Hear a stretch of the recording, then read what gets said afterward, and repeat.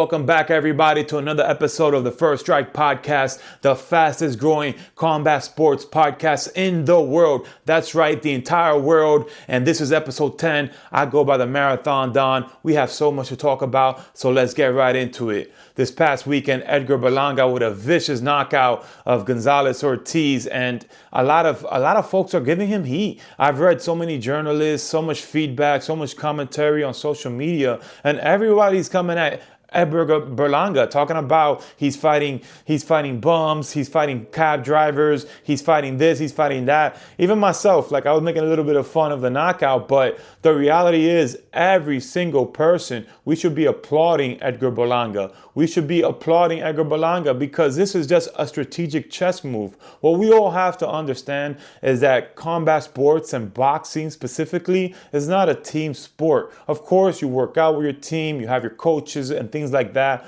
but you're stepping in that ring alone. There is no such thing as an off day. And after his devastating loss against Canelo Alvarez, it just makes sense. It's very strategic to go back to the drawing board and have a tune-up fight. That's all it was. It was a tune-up fight. Everyone is having a heart attack talking about he's cherry picking this and that and the third. But guess what? When you're playing NFL, when you're playing basketball, it's okay to have an off night. You have the team that can do, can lift it up or whatever the case is. Even if you lose the game, there's no devastating consequences to your career. Unless you're losing the Super Bowl constantly or something like that, you could quickly bounce back. And even if you're not performing well, you can also trade to another team.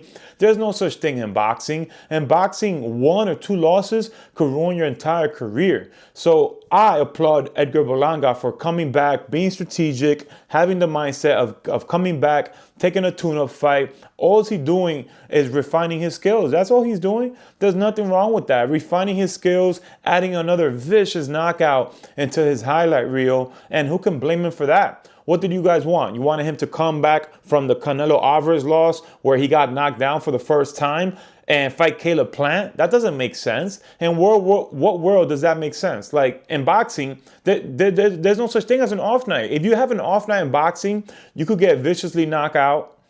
Losses hurt your reputation and they hurt the marketing and the promotion of your next fight. It's millions of dollars.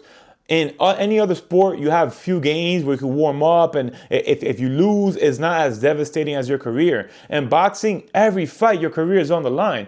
So for someone like Edgar Berlanga, I feel like we should all be applauding him. So Edgar Berlanga, my friend, I give you all the credit in the world. I know exactly what you're doing. Coming back, taking a tune-up fight, refining your skills, and getting a vicious knockout. I mean, I'm sure that builds confidence, it builds momentum, and it builds his highlight reel. So why not? At the end of the day, it's good. It was a good show for the fans. I know I tuned in. So many fans tuned in. We had something to watch, something to talk about. And, he's catching a lot of heat. And I'm telling you that it should be otherwise. I don't think that in boxing, you should go from a high profile fight that you lose to go back to another high profile fight. That's how you start chaining losses together. I think it's okay to go back to the drawing board, have a tune-up fight. I would even go as far to say that Canelo's next fight is a tune-up fight as well. He's fighting a champion I've never heard of in my life. And I watch and read every day about boxing. So, if the greats like Canelo Alvarez and even Floyd Mayweather in his prime, if it was okay for them to have tune-up fights, why is it not okay for Edgar Berlanga coming off the first career loss to have a tune-up fight? That's all it was. Everyone's going crazy. Everyone's causing all this commotion, talking about he's picking his fighters, he's fighting a bum, this and that and the third. But it was all a tune-up fight. So why are we going crazy about it, right? So where does he go from here? I think that this was exactly what he needed to get back on track and have another knockout added to his highlight reel. I think the fight to make, I know that at the end of the fight, he called out Charlo, Caleb Plant, and Canelo. I think because he recently fought Canelo, even though it was a very competitive matchup, and I think he showed a lot of his great IQ and really good boxing skills. He made it all 12 rounds with a pound for pound great, a legend like Canelo Alvarez. I think it just makes sense for him at this point in his career to fight Caleb Plant. That was a matchup that was supposed to be made prior, and I think that's a matchup that should be made. I think Caleb Plant versus Edgar Berlanga, who doesn't want to see that fight? I can only imagine the press conferences, the promotion leading up to the fight is going to get intense, because the thing about it is, it's already a competitive matchup without the personal rivalry, but it really seems like these guys don't really like each other. I don't know what the beef is about, but it does seem like it's personal, and it does seem like it's gonna get heated. So that's a fight that once they do lock horns, I don't think it's gonna go to a decision. That fight right there is a super fight, and it's guaranteed fireworks. So for Berlanga to come in, take the tune-up fight, win in devastating fashion, now he has the momentum he needs for another big profile fight. And if anything, Caleb Plant should also take a tune-up fight. Why not? Why not build the fight even more by being active and getting a win against somebody else. So I would recommend Caleb Plant to take a tune-up fight, and I think that that's the fight to make. Edgar Berlanga versus Caleb Plant. I think with the proper promotion, I believe is a super fight, and that's one that I'll definitely be tuning in. So big congratulations to Edgar Berlanga. I can't wait to see his next fight. Hopefully it is against Caleb Plant. And for everyone, all the naysayers online, come on, guys. It was just a tune-up fight. Let's not go all crazy over tune-up fights. I actually wish that we would see them more in the sports. I think it's really cool to build up your fighter. If I was to compare it to WWE, they have what's called jobbers. So a jobber is a wrestler that's designed to lose. And what he does is he's there to help build the other star. So I think that WWE, they do a great job of building stars because they have jobbers that are willing to lose to showcase the skills of the bigger stars. When you think about Brock Lesnar, when he fought in the WWE, like his first 2 years, he was undefeated, and all he did was crush jobbers. He was beating everybody, and that helped build momentum and created the mega star that you see today, or you see back then when he was doing WWE. And it happens all the time. So I think that in boxing, it's okay to have showcase events, where they take on tune-up fights. Maybe not a jobber. Obviously, you don't want someone that's like a journeyman losing every fight on purpose.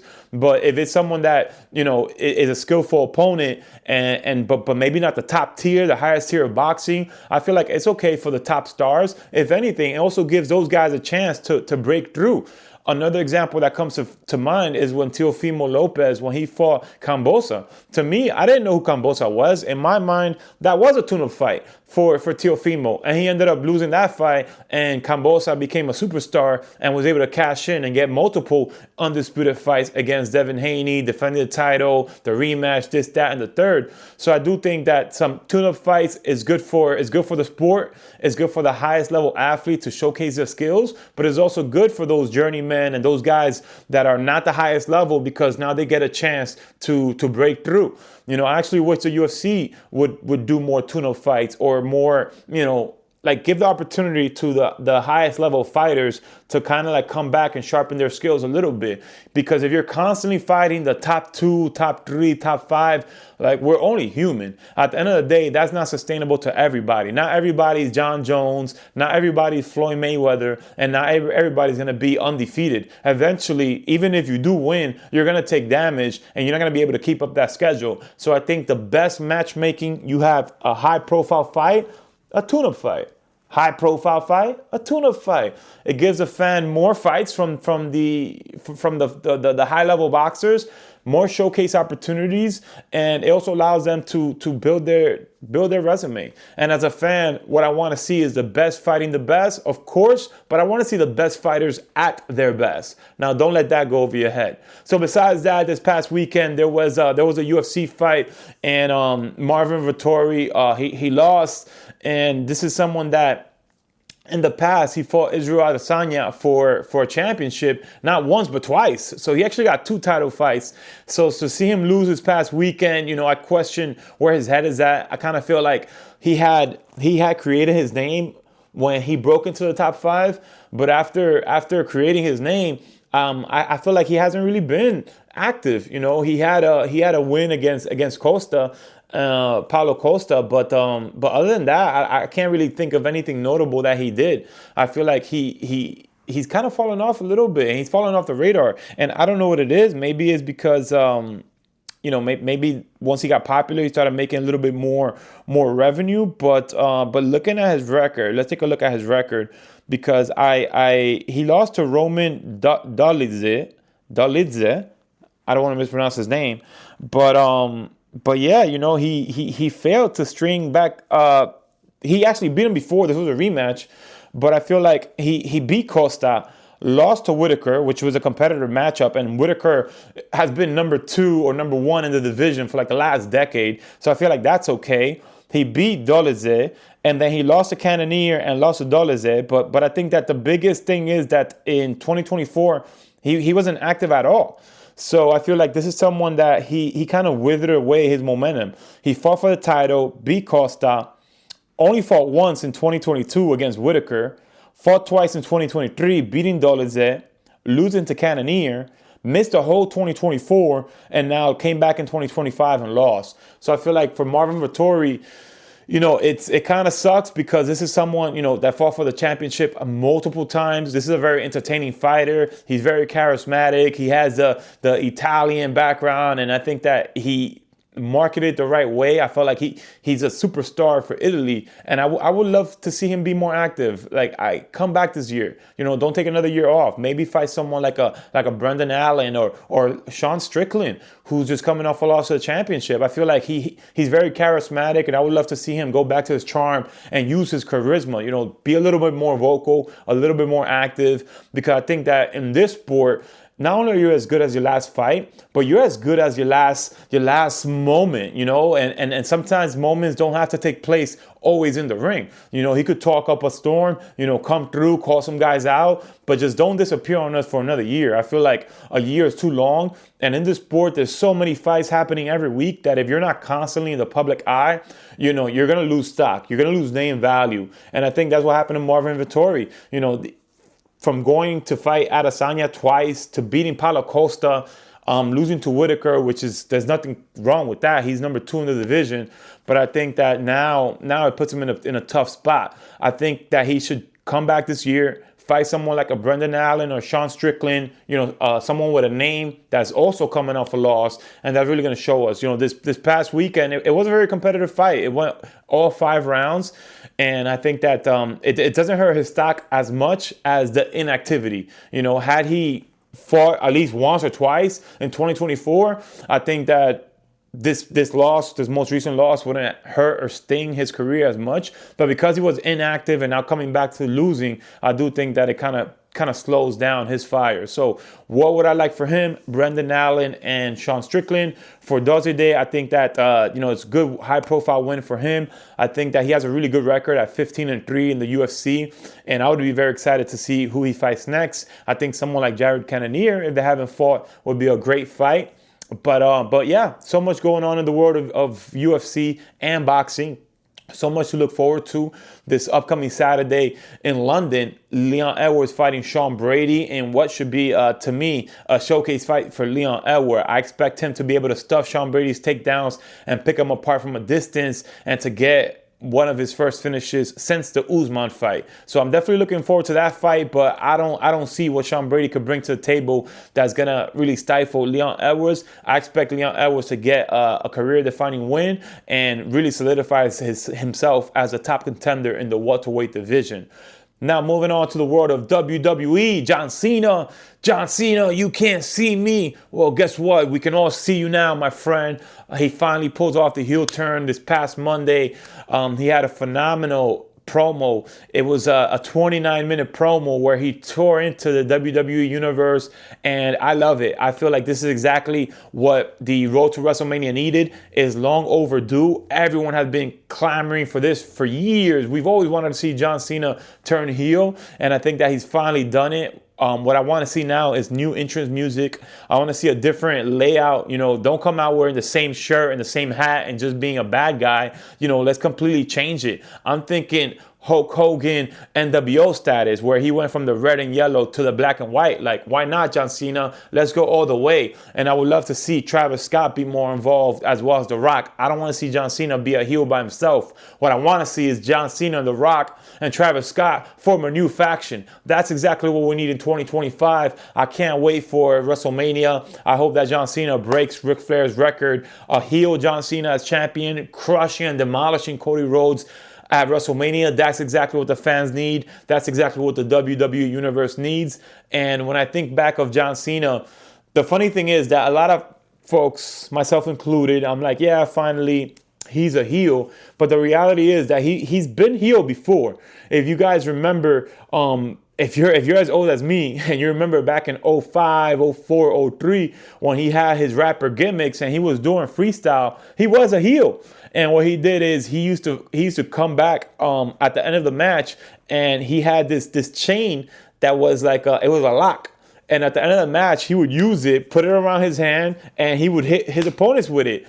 So he was a heel before, but because it was at the beginning of his career and he didn't have the long dominant reign as a face, as a good guy, and as the super Cena that he later became, it was something that is not that much talked about. It was something that wasn't that as big as it is now, because he was a good guy for such a long time. But the reality is that he was a heel, and to see him now kind of like develop a new style, a new heel, a new bad guy, I can't wait to see where they go with this. So, that wraps it up for episode number 10 of the First Strike podcast. As always, I am the Marathon Don, bringing you guys my opinion, my analysis of what's happening in the world of combat sports. Weekly episodes every single week. As you guys can see, I'm draped down with the hoodie and the hat of Dykeman Run Club. Shout out Dykeman Run Club, because we do stay active, and I empower everybody through the health benefits of movement and running and combat sports. So let's bring that all together. Let's do it every single week. And that's what the First Strike podcast is a celebration of all combat sports and all levels of athleticism. So let's get to it here in the First Strike podcast. We strike first, we talk later. I am your host, and I'm out.